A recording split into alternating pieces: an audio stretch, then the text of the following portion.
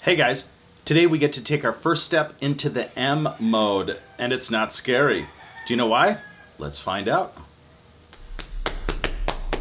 Click, click, click, click and a pick it. Click, click, click, click and a pick it. Click, click, click, click and a pick it. Click, click, click. Alright guys, so if you're anything like me, when you started out, if you dared to put that camera into the M mode, it was scary because you don't know what anything does, you don't know what you're supposed to have for a setting, you're just pretty much going, and you take some shots and none of the shots look good, and you're like, now what? So what I did hopefully in the last 4 or 5 videos was take you step by step what each thing does, how to adjust it for any given conditions, and hopefully that will give you a strong foundation so when today we click it into M, it'll make sense and it won't seem scary like it was for me. It should be a good experience for you, okay? So let's check it out. Let's see what that's like. Okay, so before we go into manual, I want to go back into AV mode again. Okay, so I've got Monkey and Joe Cool here. And so we're going to start out on AV mode. Okay, and it shows us that our speed for this shot is at 1/30th of a second. It shows us that our aperture is running at f5.0 and our ISO is really high. It's running at 1600 because it is fairly dark inside this room. Now, what I've decided is to choose an f-stop of 5.0. I'm shooting Joe Cool and Monkey, and if I run it any lower, they might not both be in focus. Maybe just one will be in focus and the other will be out of focus. So let's take a shot. Let's see where it's running here. Okay, so f5, so it shows 1/30th of a second for the shutter speed. We chose the f-stop, and it shows an ISO of 1250. Okay, so it's pretty close to what it said before it took the shot, and it looks fairly exposed, maybe a little bright. Let's try it again. So remember that 130 at 1250. So let's take another shot. So 130 at 1250. Okay, so if you came into this room not knowing what to do, you would basically not know where to start, right? Because you're thinking you want a really low ISO. You're not really sure where to set your shutter speed. We're running at a focal length of, let's see, what are we running at today? We're running at 18 millimeter. Well, 20. Looks like we're about 20 millimeters. So, but the beauty of this is instead of doubling up the 18 or the 20 millimeter, we're in a fixed position, so we can go fairly low on the shutter speed because there's no motion whatsoever. So we can get away with a slower shutter speed. Okay? Alright, so let's get started. Let's go into full M mode. So we'll turn the dial here until it shows the M. That's it. We'll push the shutter to, well, it's already showing us what we need to see. Okay, so it shows we're in M mode. Right now we're at 1/50th of a second shutter speed. We're at f5.0, whoops, f5.0, and our ISO is running at 200. Okay, so first thing we want to do is let's set our f-stop. So let's go here, and we want an f-stop of, let's run f6 on this one. Let's go f6. Okay, so it wants to go 6.3. So let's go 6.3. I want to make sure Monkey and Joe Cool are in focus. Okay. So next, let's do our shutter speed. Before we're running at 1/30th of a second. So we're going to run down to 1/30th of a second, and then we'll do our ISO. Now our ISO was running at 1250. So let's crank up our ISO. It's only letting us go from 18 to 1600 on a manual setting, so it looks like that's where we're going to start for our base. Okay, so now we're in full manual.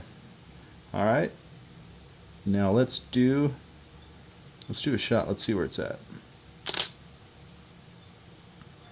Okay, now that looks pretty good. So what can we improve upon if that is our shot? Maybe we can darken it and see what that looks like. So let's go back into our menu.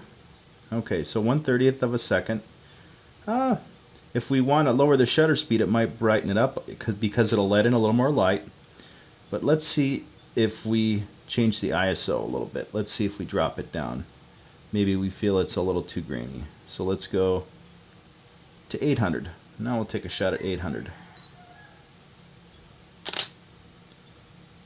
Now it's looking really dark, okay? So now we're going to have to let in more light. So let's try lower our shutter speed even farther. We could change the f-stop too, which will also let in more light. So let's try that first. Let's go, instead of f6.3, let's run, oops, not this one. Let's go here. So let's run this f5.6 instead. Let's try the f-stop first. Alright, so let's give it a shot. Now you can see it's starting to brighten it up, okay? But maybe I don't want to go any lower than f4. I still need more light. So let's open it up a little bit, open up the aperture. So let's go back here and let's go to f4. Yeah, f4.5 is good. Okay, now let's take a shot. Now you see it's starting to get a lot brighter.